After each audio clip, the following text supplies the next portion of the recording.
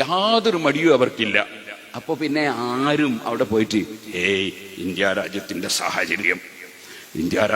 സാഹചര്യം നമ്മളിപ്പോൾ അങ്ങനെ അങ്ങോട്ടും ഇങ്ങോട്ടൊന്നും പറയേണ്ട സമയമല്ല എന്നൊക്കെ പറയുന്ന ഒരൊറ്റ മനുഷ്യരെയും ഈ മുജാഹിദ് കഷ്ണമായി പിരിഞ്ഞിട്ട് എല്ലാവരും പരസ്പരം മത്സരിച്ച് സുന്നത്ത് ജമാഅത്തിലുള്ള മുഅ്മിനീങ്ങളെ മുശ്രിക്കും കാഫിറുമാക്കി പ്രഖ്യാപിക്കുമ്പോഴും നമ്മളെ ആലിമീങ്ങളെയും ഔലിയാക്കളെയും ഇമാമിങ്ങളെയും കടിച്ചു കീറുകയും ചെയ്യുമ്പോൾ ഒരാളുമില്ല ഐക്യം വേണമെന്ന് പറയുന്ന ഒരാളുമില്ല. നേരെ മറിച്ച് സുന്നത്ത് ജമാഅത്തിൽ ഇപ്പൊ ഈ സമയത്ത് അത് വേണോ എന്ന് ചോദിക്കുന്ന കുറെ ആൾക്കാരുണ്ട്. അവരോട് പോയി പണി നോക്കാൻ പറയണം. നമ്മൾ പരിശുദ്ധ അഹ്ലുസ് സുന്നത്തി വൽ ജമാഅത്തിന്റെ ആശയം ഞാൻ ഇന്ന് രാവിലെയും മുതഅല്ലിമീങ്ങളോട് പറഞ്ഞൊരു കാര്യമാണ്. നമ്മൾ സുന്നത്ത് ജമാഅത്തിന്റെ ആശയം പഠിപ്പിക്കുന്നത് ഈമാനോടെ മരിക്കാനാണ്. സുന്നത്ത് ജമാഅത്തിന് വിരുദ്ധ ചേരിയിലുള്ള കക്ഷികൾ കൊണ്ടുപോകുന്നത് ഈമാൻ നശിപ്പിക്കാനാണ്. നബി സല്ലല്ലാഹു അലൈഹി വസല്ലം അതെ അവിടുത്തെ ശരീരം ജീർണിച്ച് നശിച്ചുപോയി എന്ന് പറഞ്ഞാൽ ജമാഅത്ത് ഇസ്ലാമിക്കാൻ എന്ത് കാര്യമുള്ളത്? സക്കാത്ത് പിരിച്ചാൽ ഒന്നുമില്ലെങ്കിൽ അവന്റെ ഫണ്ടിലേക്ക് പൈസ ഇട്ടു വിചാരിക്കുക. നബി സല്ലല്ലാഹു നിങ്ങളുടെ ശരീരം ജീർണിച്ച് നശിച്ചു പോയി എന്ത് കാര്യം അവനിക്കുള്ളത്? ഇതുപോലെ തന്നെ നബി സല്ലല്ലാഹു നിങ്ങളൊക്കെയുള്ള അമ്പിയാക്കൾ സാധാരണ മനുഷ്യരാണെന്ന് ജനങ്ങളെ പഠിപ്പിച്ചിട്ട് എന്ത് കാര്യം കിട്ടാനുള്ളത്? 1973 നവംബറിലെ പ്രബോധനത്തിൽ തലാഖ് ചൊല്ലിയ 3 തലാഖ് ചൊല്ലിയ 3 പോകും എന്ന് പറയുന്നു.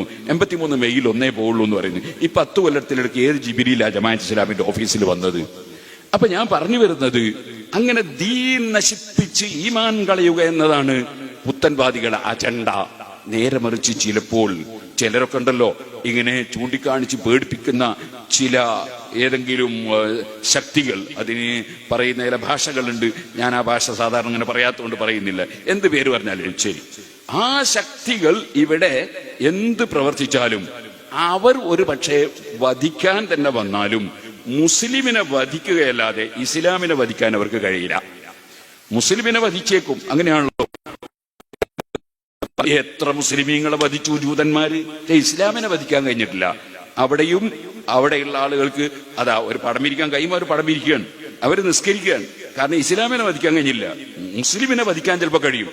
പക്ഷെ ഈ പുത്തൻവാദികൾ ഇസ്ലാമിനെയാണ് വധിക്കുന്നത്. ഓരോ മുസ്ലിമിന്റെയും ഹൃദയത്തിലുള്ള ഈമാനാണ് ഇല്ലാതെയാക്കുന്നത്, ഇസ്ലാമാണ് തകർക്കുന്നത്.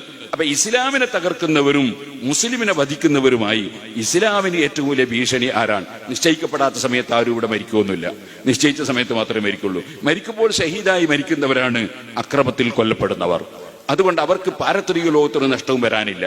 നേരെ മറിച്ച് ഈ പുത്തൻവാദികളെ കൊണ്ട് നഷ്ടപ്പെടുന്നത് കാലകാലമുള്ള സ്വർഗം നഷ്ടപ്പെട്ട് അവരെ നരകത്തിലേക്ക് കൊണ്ടുപോകാനാണ് പുത്തൻവാദികൾ ശ്രമിക്കുന്നത്. അതുകൊണ്ട് തന്നെ നമ്മുടെ മാനേജ്മെന്റുകൾ, അതുപോലെ നമ്മുടെ സംഘടനകൾ സുന്നത്ത് ജമാഅത്തിന്റെ ആശയ പ്രചരണ രംഗത്ത് സടകുടഞ്ഞെഴുന്നേറ്റ് സുന്നത്ത് ജമാഅത്തിലൂടെ നിലനിർത്താൻ വേണ്ടി ശ്രമിക്കണം.